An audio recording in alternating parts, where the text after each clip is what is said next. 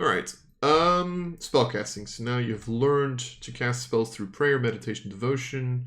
Rules on spellcasting, sure.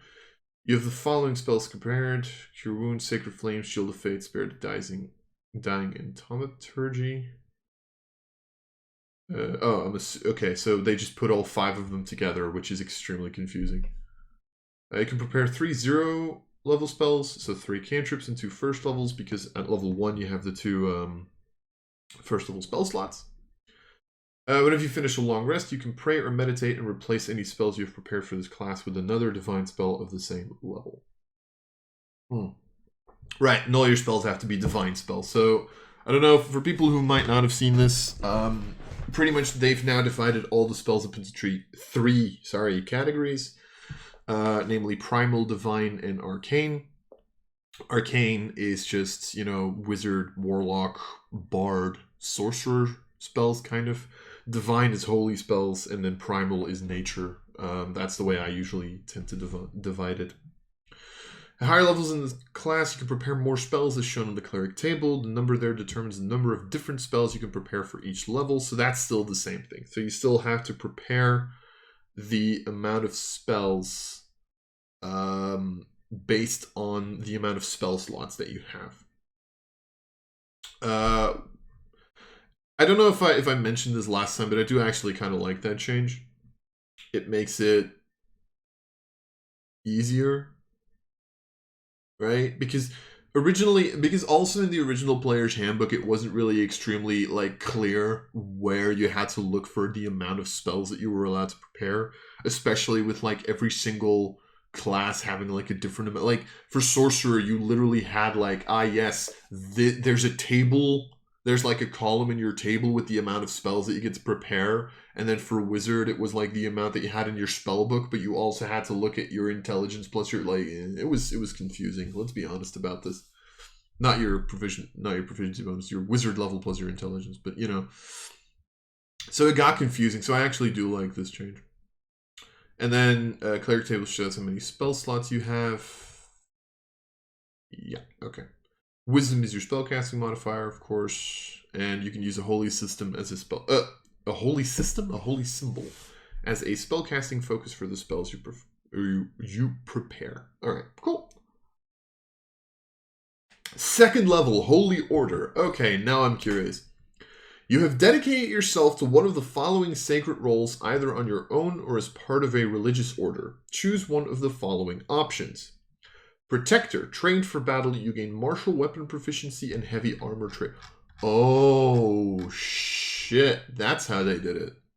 Scholar, studying and teaching you about the lore and gods of the multiverse, you gain proficiency in 2 of the following skills of your choice: Arcane, History, Nature, Persuasion, and Religion. Whenever you make an ability check using either skill, you get a bonus to the check equal to your wisdom. Okay. Thaumaturge, delving deeper into your divine magical abilities, you can prepare 1 extra 0-level spell from the divine spell list. You gain 1 expended use of your channel divinity whenever you finish a short rest. Okay, so they moved heavy armor proficiency to level 2 and to Holy Order. Okay, and then I'm assuming at level 9, you can pick a second option. So, here's what I'm going to say about this. I like this a lot. I'm going to start with that. I like the idea of having heavy armor proficiency training not being tied to your domain in a way. I'm going to be honest. I'm actually a fan. However, I would have preferred to have Holy Order and Channel Divinity switched. Now, I'm thinking the reason the Channel Divinity is at 1 is because I'm almost 100% sure that although... No, I'm not 100% sure. Okay, here's the thing. because it's kind of annoying because we're only getting Cleric and we're not getting Paladin and Druid. Because here's the thing, they've mentioned that between the classes in the similar group, they're going to have a kind of like key ability, right? And you could technically make the argument that it would be spellcasting both for the Arcane group and the Divine group. The problem is that for the Divine group, seeing as you have Cleric, Paladin, and Druid, first of all, their spellcasting is completely different. And second of all, Druid has primal spells and not divine spells, right? So I'm thinking that either Channel Divinity or Holy Order is going to be the general feature between the three classes, right? And because as I said, what they could technically do for Druid is they could make Wild Shape the kind of like the way that they have Divine Spark and Turn Undead for Cleric, you have Wild Shape for Druid, right? Because I'm almost 100% sure that they're going to change, Wild Shape to you get to use it a number of times equal to your proficiency bonus per long rest. I'm almost 100% sure that they're going to do that for Druid. So the question is, do they want to have that at level? Do they want to have the general ability at level 1? But then I just realized I don't think they do that for expert classes either. Wait, when do the expert classes get expertise? Why am I looking at the wrong thing? Wait, so Bard got expertise at level 2. See? So it doesn't matter. So, okay. So back to my original point. I think I would have been more of a fan of the two of them switched. The reason for that is I am not actually, and I know that I completely destroy that opinion by literally having it in my own class in the Elemental Master. I'm actually not as big of a fan as having heavy weapon proof or heavy armor training at something other than level 1. And the reason for that is your build changes dramatically based on whether or not, pretty much if you get to start at level 1 but your heavy armor training goes up at level 2, you need to start with medium armor, right? Which means you need a 14 in dex. Whereas if you start at level 2 in a Cleric, you can completely forego the 14 in dex. And you can pretty much play, like, to be fair, having low dex isn't a good idea usually, because dexterity saving throws are like the most rolled save in the fucking game. But like, I don't know, I've always had like a little bit of a problem with heavy armor training just being like there at level 2. Because then your complete build changes based on whether or not you start at level 1 or you start at level 2. You can play like an 8 dex Cleric at level 1 with this, right? If you're planning on going into heavy armor training. The problem is, at that point, you're going to be stuck with like, what, 13 AC as a Cleric? I don't know. To be fair, that's min-max talk. I will completely admit that. Because to be fair, if I'm being perfectly honest, min-max talk, you probably don't pick up Scholar either. You never pick up Scholar, right? Like, you get your fucking additional Channel Divinity, and you get your heavy armor training. Although that's not true. If you go for a Dex Cleric, you can do it. You can do it with a Dex Cleric. Then if you go with a Dex Cleric, you probably always pick this up, right? Then again, even then, because this gives you like rapier proficiency, but you also get that from certain ancestries. So, yeah, no, I think all three of these are fine. Other than my personal gripes with like heavy armor, I'm actually a really big fan of Holy Order. I think that's really cool. All right, 3 Cleric subclass. We knew that, but we're gonna have to look at that at the subclass itself. 4th level feats, so you get ability score improvement, yada yada yada. Same as always. I mean, this doesn't change. Smite Undead. You can cause your Turn Undead feature to smite the Undying. Whenever you use Turn Undead, you roll a number of d8s equal to your proficiency bonus and add the rolls together. Each Undead that fails its saving throw takes radiant damage. Huh. Which is why they're calling it Smite Undead instead of Destroy Undead. Because you don't instantly... Okay, so...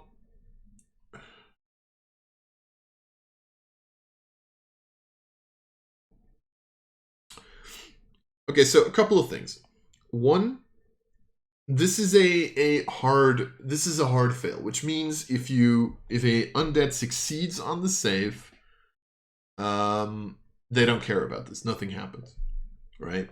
They don't take half damage.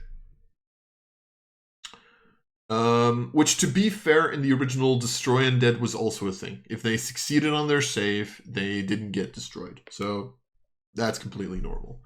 They're changing it to damage. What do we think about this? So what the reaction of that is it's going to have less of an effect on weaker undead, and it's going to have more of an effect on stronger undead. So I'm not opposed to this.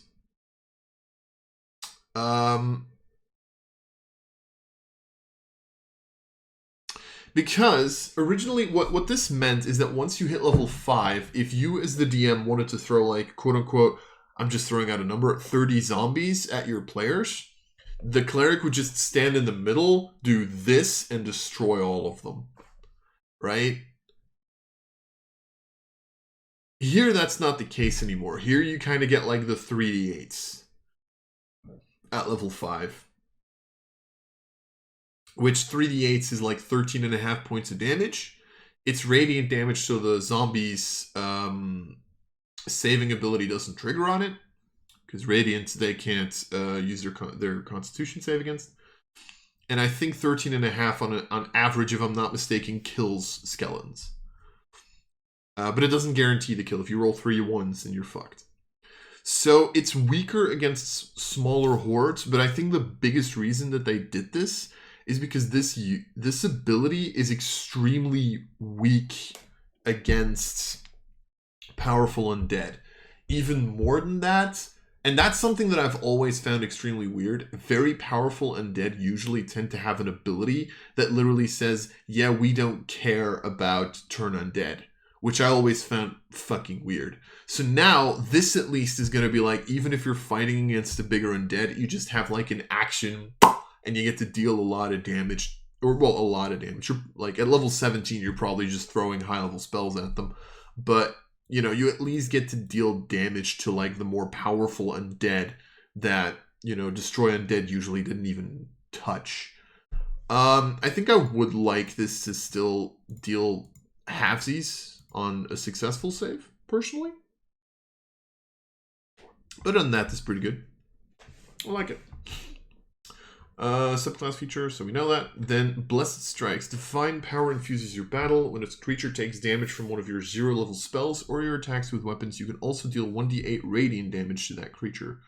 Once you deal this damage, you can't use this feature again until the start of your next turn. So once per turn, you get to deal an additional 1d8 with either your cantrips or your weapon attacks, so not higher level spells. I think, if I am not mistaken, that is the War Domain ability. Yep, it's the War Domain ability where War Domain only triggered this on weapon attacks. Now it actually triggers on spells. I like the fact that they did it on both. Because with Holy Order, they're making it very clear that you either become kind of like a frontline defensive kind of a cleric, or a backline more of a caster kind of a cleric, which is where Protector versus Thaumaturge comes from. And then Scholar is more, you know, knowledge-based.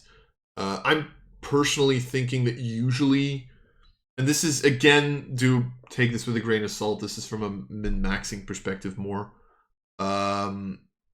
This is more from a min-max, my sentences aren't forming correctly. I would assume that, like, from a min-maxing perspective, you'd either pick Thaumaturge or Protector at level 2, and then at level 9, it's far more likely to go with you're far more likely to like go with Scholar. Although I do think Scholar is very powerful for skill-based campaigns, where maybe combat isn't as important. You're probably going to go Scholar a lot more. So I do like, but the point remains that you can kind of go for like a physical cleric or a caster cleric, which I like a lot. And Blessed Strikes kind of just now with the spell damage increase, that's just cool because now you can also just go you don't waste Blessed Strikes if you go Thaumaturge. So I think this is a really good design choice, actually. 8 feet, 9 you get your second Holy Order, 10 you get a subclass. Oh, I thought Divine Intervention was 10.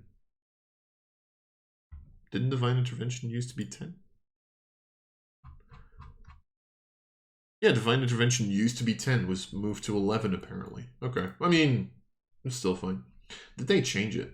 You can call on your deity or pantheon to intervene on your behalf when your need is great. As an action, describe the assistance you seek and roll percentile dice. If you roll a number equal to or lower than your cleric level, the divine power intervenes. The DM chooses the nature of the... Okay. And you can't use the feature again for 2d6 days. Okay, so if it works, you can't use... excuse me. Can't use it again for 2d6. Otherwise, you can use it again after you finish a long rest. So I think this is pretty much... Yeah, so this is pretty much the same thing. They're also giving you an example, which I like. The effect of any divine spell is appropriate. I'm really happy that they put that there. Because, like, divine intervention is such a weird thing, right? Does that mean that technically, like, at 11th level, you can, like, ask for, the, like, give 700 hit points to everybody spell? Originally you can't use this feature for 7 days, which, to be ironically enough, this is not a nerf or a buff because the average of 2d6 is 7. So that's a cool little detail. Yeah, and otherwise you can't use it again. Yeah, so this is pretty much the same thing. They just added an example of any divine spell is appropriate. That's cool. Okay. 12 feet, 14 subclass feature, 16 feet. And then greater divine intervention from 18. When you use it, it succeeds automatically, no roll required, and you can use it again after 2d4 days. So that's pretty much right, the 20th level that was moved to 18, which we know all capstone abilities have been moved to 18. Did they used to have another thing? Like, the only thing the clerics really got at high level was their subclass features, which they still get.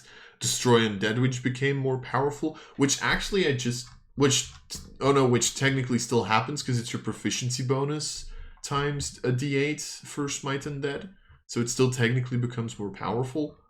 Be it that, at level 17 you were able to destroy CR4 Undead, but then again at that point you're probably casting 9th level spells, let's be honest about this. You got more Channel Divinities at 18. Excuse me, originally. You got a 3rd Channel Divinity. Which, again, still technically happens, because at 17 you can use your Channel Divinity 6 times, so... Okay. And then here, this is like, examples on spells. So what you can pick: Bless, Guiding Bolt, Hold Potion. Spiritual Weapon got changed. I actually heard about this, by the way. I actually know what happened here. Or partially know what happened here, but don't know if I'm a fan of it. Guidance, which they changed last time. I don't know if they probably kept it, I'm assuming. Aid is changed. Banishment's been changed. Resistance been changed. I think we saw that last time. Heal, Divine Word, Holy... Oh, yeah, okay. Regenerate. When do you add your... Oh, yeah, Mass Heal. That's the name of the spell. Which, actually, yeah, you're always only going to be able to use one 9th level spell. It's kind of funny. Okay. Cool. Which gets us to the subclass.